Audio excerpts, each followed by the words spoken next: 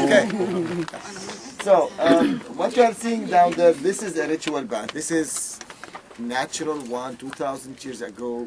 This group of people, they have a lot of ritual baths here. A lot of ritual baths.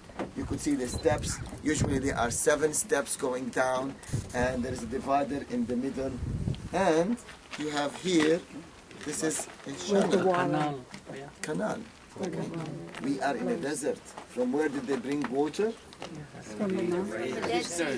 From actually the rain. When it rains, there will be a flash flood. I will give you an inscription for this, not inscription, I will give description for this flash flood. When it comes from those mountains, it will come, you could see the watermark over there. The water, it's actually different.